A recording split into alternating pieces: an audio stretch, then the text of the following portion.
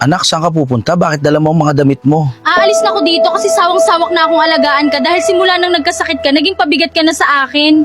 Anak ko, wag mo akong iwan. Parang awa mo na wala na akong ibang pamilya kundi ikaw na lang, anak ka.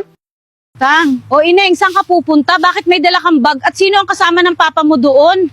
Diyos ko, hindi sana totoo ang nasa isip ko. Mahal, iniwan ko na ang tatay ko gaya ng gusto mo. Sa'yo na ako sasama. Mabuti naman mahal at ginawa mo ang gusto ko. Pangako hindi ka magsisisi sa ginawa mo. Mahal, ang ganda pala ng bahay mo. Magiging donya na niyan ako dito.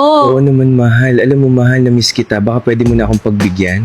Ano ka ba, mahal? Ang fast mo naman. Pero sige, basta wag mo akong bibitinin. Tapos na ako, mahal. Ready ka na ba? O Kanor, kumain ka ng marami at huwag mo nang iisipin ang anak mo. Dahil nung iniwan ka niya, hindi ka man niya naisip. Ano, namimiss mo na naman yung papa mong sakitin? Hindi ko akalain na iniwan ko siya sa araw ng birthday niya. O Kanor, totoo ba itong nakikita ko? Salamat sa Diyos. Oo naman po, kailangan ko magpalakas para kapag umuwi na ang anak ko, hindi na siya magagalit. Naku Kanor, huwag ka nang umasang uuwi ang anak mo. Pero huwag ka mag-alala. Sana matupad na lang yung hiling mo.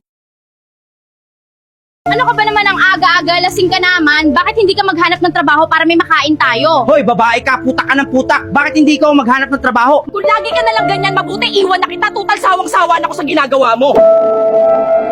Anak ko, ikaw ba yan? Papa, sorry dahil sa mga maling desisyon na nagawa ko at sorry dahil iniwan kita. Sana mapatawad mo pa ako. Huwag mo nang isipin yun, anak ko. Ang mahalaga, nandito ka na ulit. Mahal na mahal ka ni Papa. Anak! Anak! Anak! Anak ko, anong nangyari sa'yo? Dok, kamusta ang anak ko? I'm so sorry po, pero nakita namin na may cancer ang anak nyo at sa kasamaang palad ay stage 5 na to. Ano po ang pwedeng gawin, Dok? Sa ngayon po ay kailangan na niyang mag-chemotherapy. Papatawarin mo ako sa mga nagawa ko sa'yo. Mahal na mahal kita. Oo naman anak ko, basta magpagaling ka ha. Mahal na mahal ka din ni papa. Anak! Anak! Anak! Gising, anak ko! Anak ko!